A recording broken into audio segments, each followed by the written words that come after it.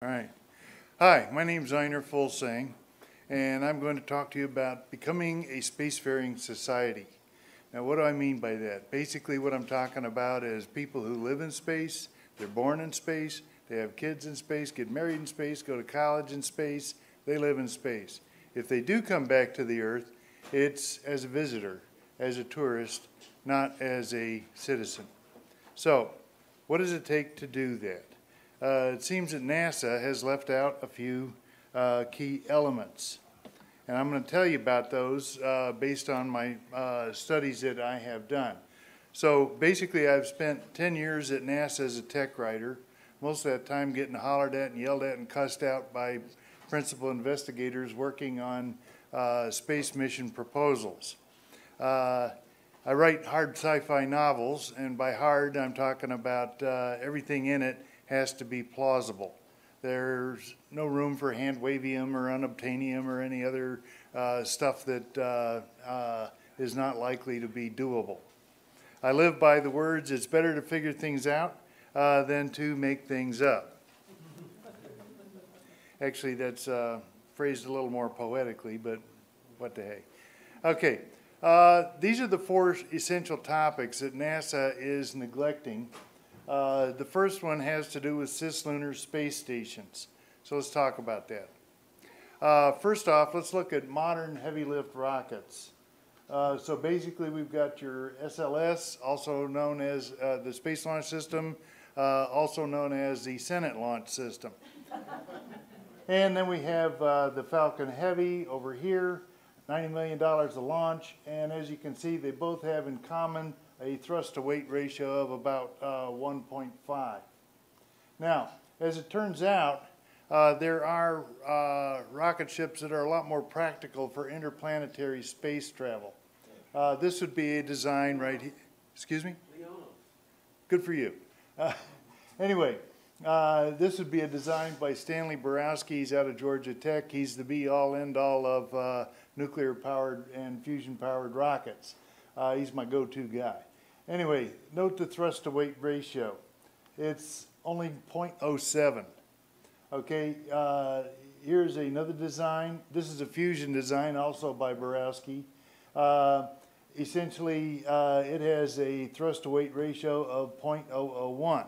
Now, it has in its defense the fact that once you get going, you never turn the rocket off. You just keep it thrusting the whole time, and you can get going pretty quickly as a result. The problem, however, is that with these low thrust-to-weight ratios, these rocket ships, if you say build them in LEO, you're going to have to spiral out. You're not going to be able to do like a mighty Saturn V launch. I'll come back to that in a moment. So basically, we need a space station, and we need something different from the ISS. It's essentially too small. It lacks artificial gravity. It only has limited radiation resistance. And it's also starting to show signs of wear and tear due to space debris. Then there's something like the Stanford Taurus, very popular by O'Neill. It's a little bit on the large side, a little bit unwieldy if you have to maneuver out of the way of a piece of space junk. Okay. The basic form factor I'm looking for is something about like this. It'd be about 1 kilometer in diameter. You'd spin it for artificial gravity. It would be shielded enough to protect the crew from radiation, and you'd have a crew of about maybe 1,000, 2,000 people. So the big question left is where do you put it? Typically, we will start out with where not to put your space station. You don't want to put it in low Earth orbit. Why not? Because low Earth orbit, this is where I was getting into a little bit ahead of myself, where you have to spiral out through the Van Allen radiation belts in order to get into space. This could take weeks. The Van Allen radiation belts are very hot, and if you had a crew inside, they would be coming out like popcorn by the time you got clear of them. Okay. People often ask about the Apollo. Basically, they hopped over the Van Allen radiation belts. They did it in about 53 minutes, and they suck down a total dose of 11.4 rads. A lethal dose would have been 300 rads in about an hour. That'd be an acute dose. Okay, you could also put your space station out in GEO, which is approximately this area right here.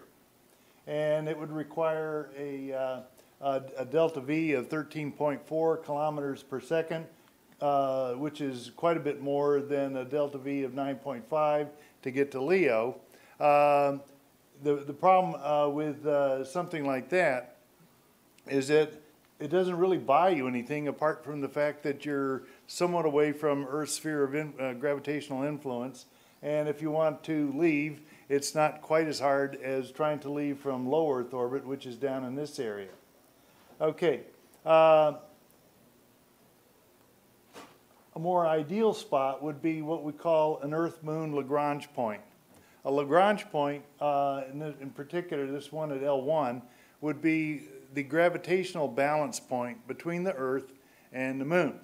So there's about 400,000 kilometers between the Earth and the Moon, and this fellow sits off the surface of the Moon about 55,000 kilometers. Okay, now just as it's almost impossible to balance a pencil on its point on a table, so too is it almost impossible to locate right at the Lagrange point and stay put without having to expend any energy. So what we end up doing is tracing what they call these big potato chip shaped orbits. They call them Lissajous orbits, and essentially they're relatively their big thing in favor is that they're relatively easy to maintain. You do a burn every few weeks, months, something like that. It's not a real big burn, and essentially it keeps you in position. You have a similar Lagrange point opposite the Moon, and that's the L2 point, and it's a really good spot to launch your spaceships. The other thing that you would do for your lunar solution here is you would put a surface colony down on the South Pole or possibly the North Pole. The reason? This is where you get all your water. You've got hundreds of millions of tons of water ice at the lunar South Pole. Why? Because down in these deep craters, the sun never gets there. Turns out the Moon only tilts about 1.5 degrees, and so therefore that water ice is always in the shadow. This is a good deal. Okay.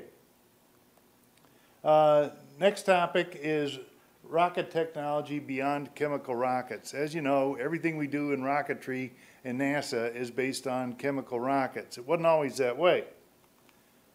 More on that. Everything in rocketry is governed by Sokolsky's rocket equation. As you can see, he's a real party-loving guy right here. That's him on the Russian 5 Kopek stamp. This is his famous equation.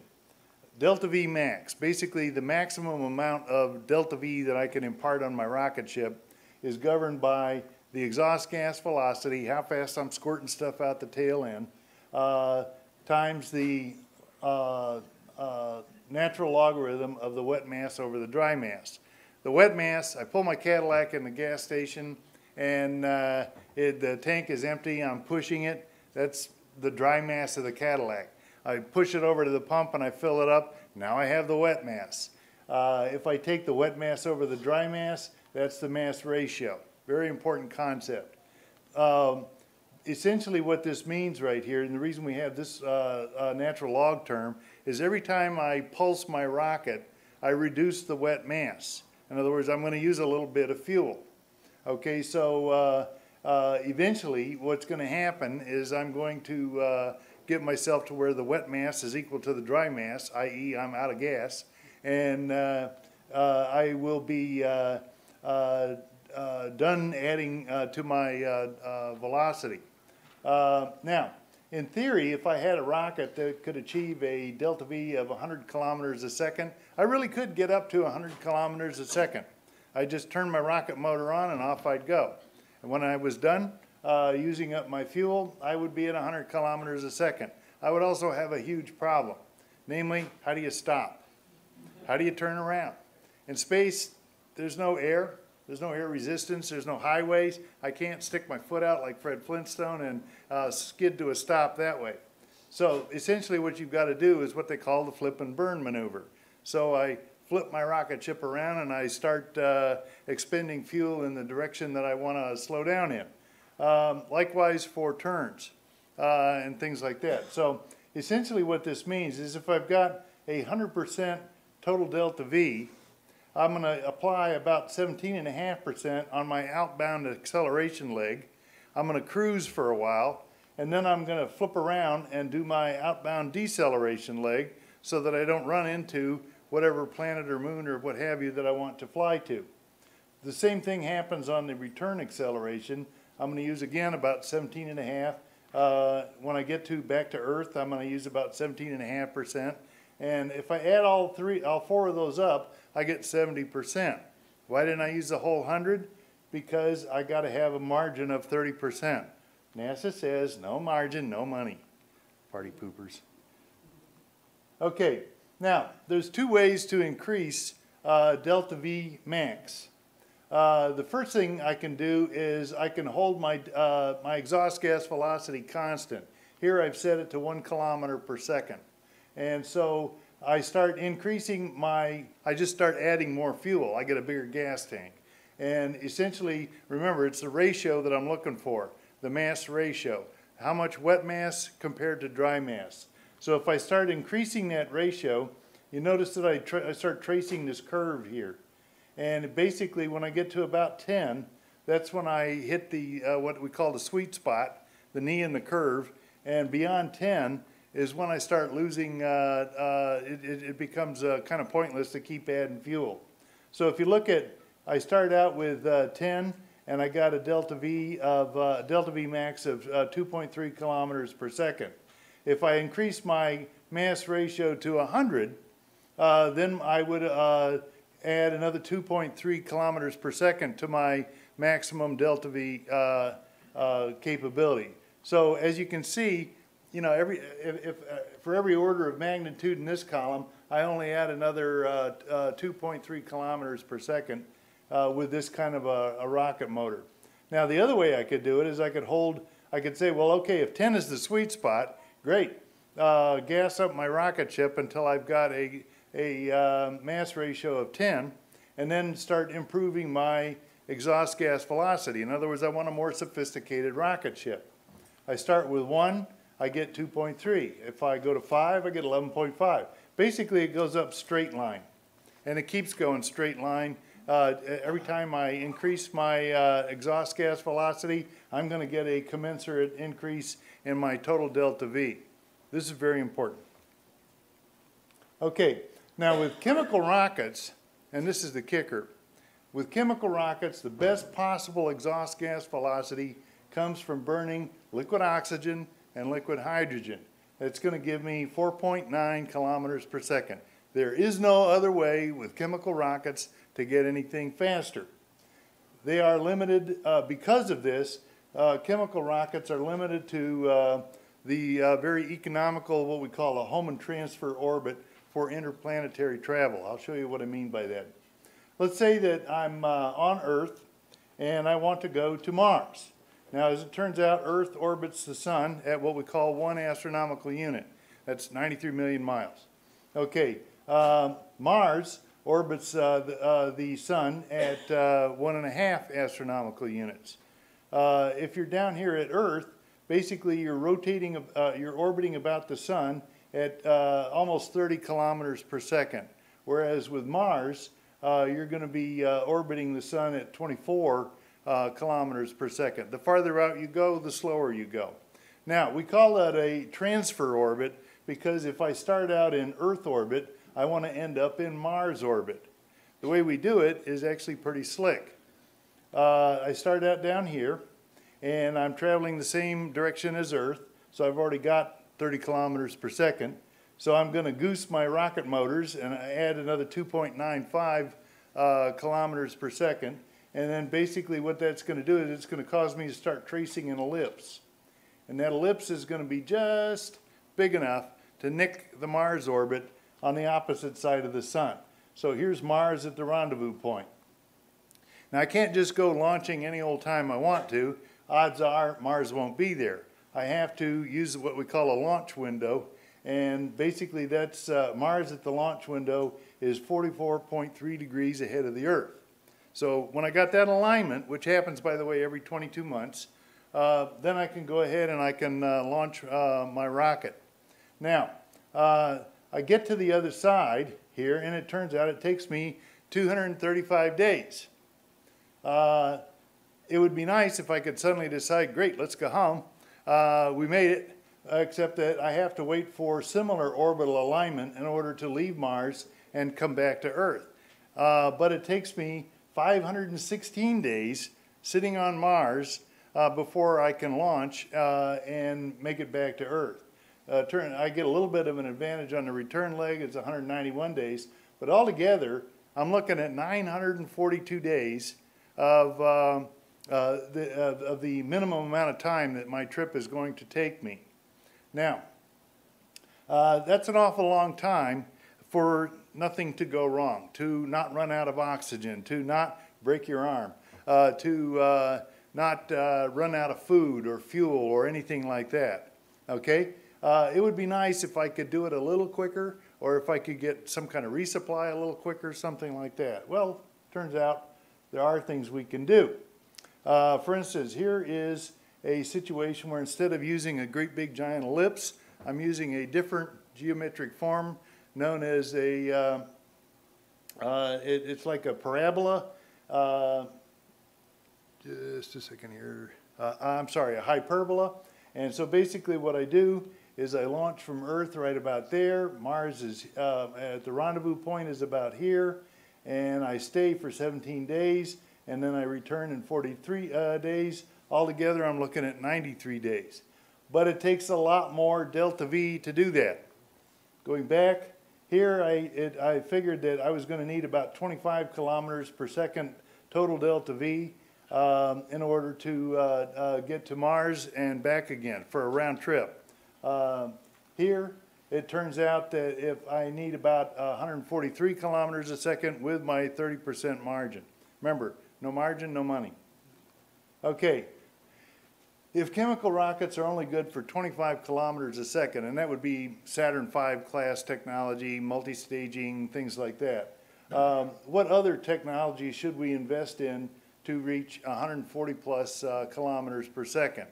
Moreover, I would like it to be reusable. In other words, every time I show up back at L1, I'd basically like to pull up to the jetway, kind of like going to LAX, and all the passengers that were on get off, the new ones get on, we add more toilet paper, we add more sandwiches, and gas it up, and in about an hour we're ready to go again. Okay, so this is what I'm looking for. I don't want a staged rocket system whereby I've discarded 3 or 4 stages out in space someplace where I can't get at them and use them anymore. Okay, so how can we do that? Well, nuclear rockets. That would be 93% enriched, bomb grade U-235. Now, a couple of by the ways. The first by the way is that the U.S. Navy uses 96% U-235 in its submarines. They have never had an accident involving their reactors, okay? So there's a right way and a wrong way to work with nuclear fuel, highly enriched nuclear fuel as we call this, and the Navy seems to have figured out how to do that. I would say the Russians have not, and the Japanese are kind of iffy, but basically the Navy's got it pretty well wired. What's more, we had a nuclear rocket program back in the 60s and 70s. It was called the NERVA program, and we built and actually test fired in Jackass Flats a whole bunch of these things. Basically, they work. You've got a rocket motor right here. It's got nuclear fuel elements similar to what you find in a commercial reactor.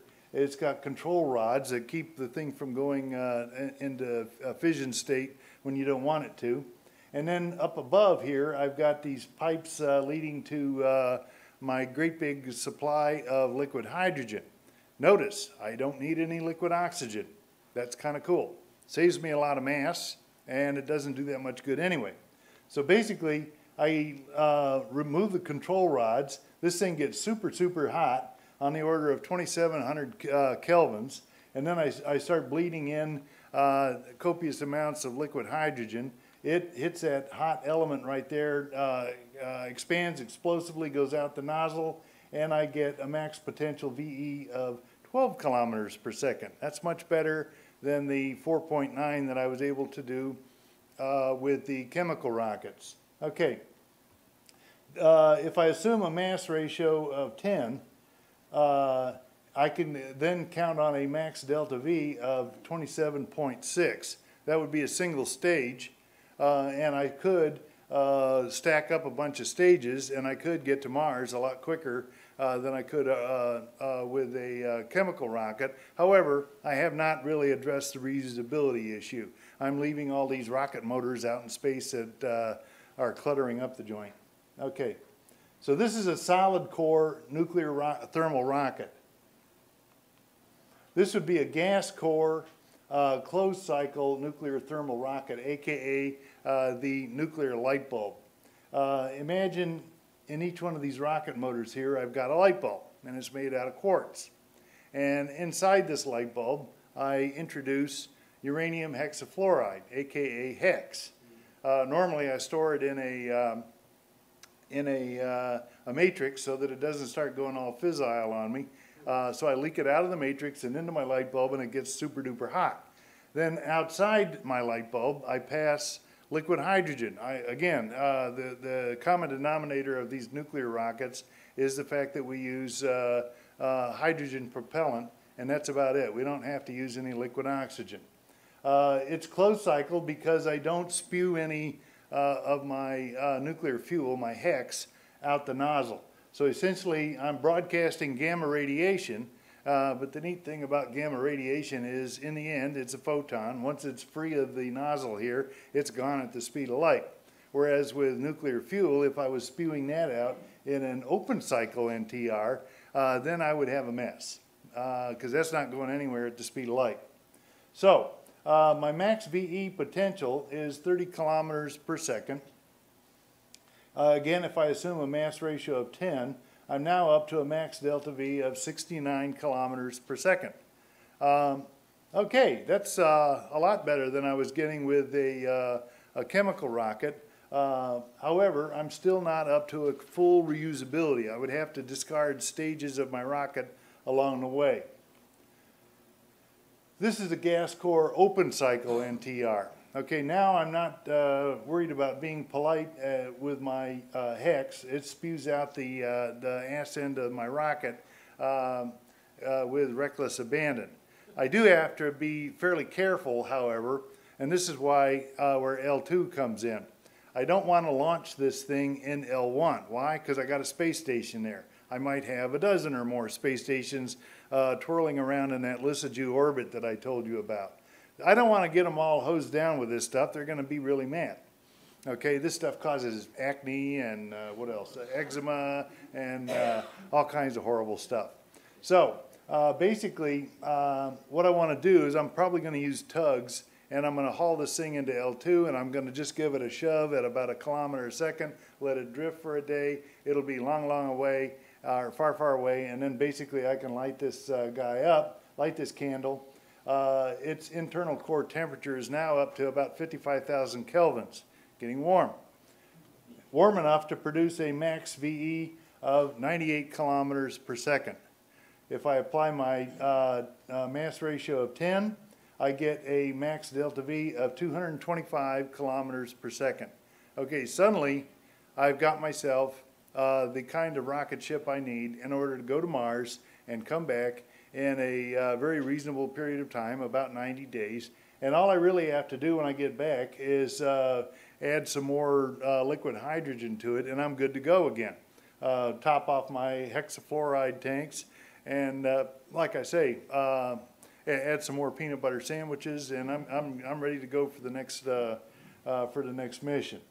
So, as good as 225 kilometers per second is, we can do better.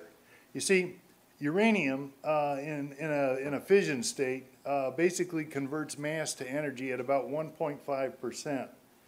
On the other hand, if I use fusion, it's going to convert whatever my fusion inputs are to energy at about 3%. That's pretty darn good. That's twice as good. So I've got a lot more to work with. So here's another Borowski design fusion rocket from the 2005 era. Essentially, it's a, he said, let's take the Discovery 1 fusion rocket that was used in 2001: A Space Odyssey, and let's see if we could really make one. And this is what he came up with. It's pretty darn cool. It's about the length of maybe 2.5 football fields. It's got this big giant fusion rocket motor at the butt end, and you'll notice that the nozzle is empty. It's got these struts, but the nozzle is otherwise empty. Why? Because you're looking at 3 million kelvins inside the core of this thing, and anything coming out that hot, there's no way I'm going to have a solid material nozzle that's not going to just evaporate. So essentially what this is it creates a magnetic field which controls my exhaust gas so that it comes out at 347 kilometers per second. So we've gone from chemical, remember that was 4.9 kilometers a second, now we're up to 347. We're really smoking. Again, in their particular design, they used a mass ratio of 1.9, and they got a max delta V of 223. Okay, I'm saying, hey, let's go to whole hog, assume mass ratio of 10, and if I apply Sokolsky's rocket equation, I get a total delta V of 799 kilometers per second. Suddenly, I've got a contraption that is good for going out to Saturn. I could go explore the Saturnian moons, no sweat. Now, Mars, as I said, was 1.5 astronomical units from the sun. Saturn is 10. Normally, going to Saturn with a chemical rocket, home and transfer orbit, this is a 10-year trip one way. They're figuring this thing could do it in about 222 days. That's reasonable, okay? Okay, now, as much as I'm in love with fusion rocketry, I would still like to eventually get to the stars. Turns out, here's Alpha Centauri right here. Way back there is Saturn at 10 astronomical units. Unfortunately, this is on a logarithmic scale. So, logarithmic scales, whenever anybody springs something like that on you, it's either going to be really, really good or really, really bad. This case, it's really, really bad. But basically, if I want to get to Alpha Centauri with my Discovery 2 rocket, the one with the limited delta V, the 223 kilometers a second, I'm looking at 9,000 years. That's just to get there, okay? On the other hand, if I was to jack it up a bit to my 799, actually make it even go beyond that and get it up to, say, 3,159 kilometers a second, I'm still looking at 400 years to reach Alpha Centauri. Now, my idea of a reasonable time frame to reach Alpha Centauri, I want to spend a year accelerating, 8 years cruising, 1 year decelerating. So that's 10 years to get there. Okay? 10 years. And I want to be able to stop. I don't want to just go whizzing by. Okay. The only way we can do that we know of right now, that actually has some potential for working is antimatter. Now, I told you fusion converted mass to energy at 3%. Antimatter, 100%. If I take a speck of antimatter and I touch a similar speck of regular matter, I'm going to get a 100% energy conversion. There ain't going to be nothing left. The fuel, the antimatter, nothing. Okay. However, with what they call a beamed core antimatter drive, I can get up to half the speed of light. And I can therefore reach Alpha Centauri in my 10-year time frame. What would that look like? Well, it turns out there's a physicist and a science fiction novelist. All really good ideas come from science fiction novelists, in case you didn't know. but basically his name was Robert L. Forward. Okay, and he put together the beam core antimatter Starship.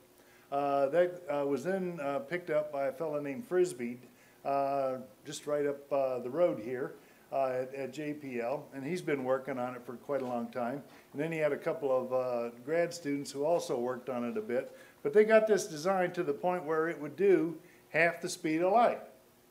There's just one kicker. The entire length of this thing is 700 kilometers. So right now, mostly this particular rocket ship, it's a pipe dream. What this shows is that it's physically possible. It's just we don't know quite how to do it yet. We need a whole lot of engineering to be invested in this before we can get there. Now, I should point out a couple of interesting things. First off, notice this dust impact shield here. When you go through space, especially once you leave the heliosphere, okay, you're going to be running into hydrogen. Great big clouds of dust, okay? And this stuff, you're going to be hitting it at half the speed of light. This is going to give you more than a migraine, okay? This is going to be a nasty type of radiation in and of itself. If you hit something the size of a golf ball, it's game over. So basically, they've got this huge big dust impact shield here on the front end. Terribly important. It shows the amount of realism that they put into this particular design. Okay. Basically, this is a summary. You get your 4.9, your 12, 30, 98, 347, and 100,000 kilometers per second. This shows the relative progression of exhaust gas velocity. Okay, moving on. The next neglected topic is ZeroG. Now, there have been a couple of speakers that have had very good talks on why we need to do a little bit more about ZeroG than we have been. Here's how I see it. You send astronauts up to the ISS, they come home after 6 months, and they are unable to walk due to the loss of bone density and muscle tone. And that's in spite of exercising 2 hours a day.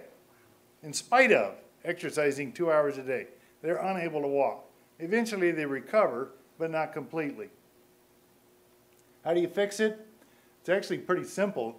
You build yourself a ring-shaped space station or rocket ship. The habitat section of your rocket ship has to be ring-shaped, and you spin it.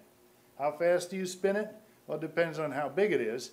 If you happen to have one that was with a 10-meter radius, you'd have to spin it at almost 10 RPM. That's a bit much. You're going to get sick to your stomach. 1G is comfortable if you're spinning 2 to 4 RPM. That's kind of a rule of thumb. And basically, right here, we have this particular design, the SSS William Barucki. He's the PI at Kepler. Basically, 500 meters in radius, and I spin it at 1.34. You won't even notice that you're doing that. Okay, next topic: high ambient radiation in space. Space is hot. Interstellar space is about 70 rems per year. Now, I should point out an acute dose of 300 rems will kill you. It'll take about 3 months, and you'll be miserable as hell and crying for your mother and death and what have you. But it will kill you. So 70 rems a year, why do I care about that? Because I want to have kids. I don't want to lose my hair.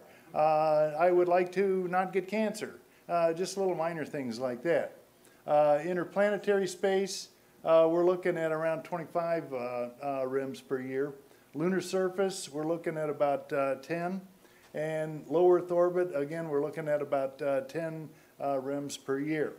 The Van Allen belt, different story, okay? If you're sitting there in the Van Allen belt, you're up around 1,500 rems per year. Okay, when I get to the Jovian moons, Jupiter has a nasty, nasty Van Allen belt of its own. Io, the closest planet to Jupiter, cranks out, what is that, about 1.3 million rems per year. You're instant popcorn. Okay, Europa is still pretty bad. It's close to 200,000. Ganymede has a magnetic field of its own. It's not a terribly strong one, but it does mitigate some of that problem. So you can get away with about 3,000 rems per year. Callisto, you're finally getting into a relatively safe zone. Okay, accepted solutions includes shielding. The problem with shielding is it adds to your mass. Also, magnetic fields. The central axis is vulnerable, and you also have too much mass and a continuous power hit. Okay, now let's look at DNA for a minute, because that's what radiation seems to like to pick on the most. Basically, this is the structure of DNA. I've got these two sugar phosphate ladder uprights. Get back there. There we are. And then I've got what they call nucleotide pairs going across. I've got thymine and adenine, and I've got, what's the other one there? Okay, thymine, adenine, cytosine, and guanine. Okay, and boy, this thing is jumpy. Okay, they all either use covalent bonds or they use hydrogen bonds. The common denominator being electrons. If I zap one of my electrons with gamma radiation or X-ray radiation, what they call ionizing radiation, basically it's going to cause that electron to pop out. If it does, it breaks the chain. Now, this is the type of damage that you can get from radiation. So I have right here what they call a single strand break. There's my break. And here I have a double strand break. As you can see, a double strand break is a bummer to try to put back together. Here I have a unique kind of damage called thymine dimerization. Basically, I've broken my thymine loose from the adenine, and when the thymine, he kind of gets along rather too well with himself, and he joins thymine to thymine, and now I've got what they call a thymine dimmer. Okay. Turns out that, let's see, backing up just a little bit, all DNA is equally susceptible to radiation damage. However, some organisms are better at making repairs to that damage than others. You and I in this room, we can all make repairs to our damage. The problem is becoming overloaded with damage before we can make the repair. If we don't keep up with it, we die. However, there are two microbes, Deinococcus radiodurans and Thermococcus gamma tolerans. They are able to withstand an acute dose of 500,000 rems. Recall I said 300 to 500 rems is lethal to humans, okay? Now, both of these microbes can easily repair double and single stranded DNA breaks, and they can do it without any loss of viability whatsoever. They don't even need sunblock. Okay, here's another cute little fellow. You've probably seen him. He's known as the tardigrade, aka the water bear. They're very small, half a millimeter long. They're known for their ability to withstand extremes of temperature, pressure, vacuum, and radiation. It's the first known species to have survived 10 days in space. They stuck a little Petri dish outside the ISS, came back 10 days later. There those little critters are. They're just having a good old time. All right. They can withstand about 1,000 times more radiation than humans. Now, it occurred to me that the concept of embedding genetic radiation tolerance into a human cell would maybe be a good idea. As it turns out, it's been demonstrated in the laboratory. This fellow right here, Hashimoto, in 2016, used human cultured cells. They put the necessary DNA into that human DNA, and they were able to suppress X-ray induced DNA damage by 40%.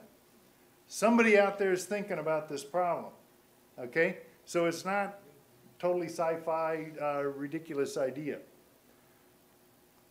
Okay, basically, these are my four unexplored topics, things that NASA is just not doing enough about. my attitude about them is that if we do want to become a true spacefaring society, if we want to be able to send a colony to Mars to actually live there, or for that matter, a colony to the moon and actually live there, these are the kinds of technologies that we need to start investing more money in. Where was the money bags guy that was talking before me? Write these down, wherever you are. Okay, that's my talk. Are there any questions?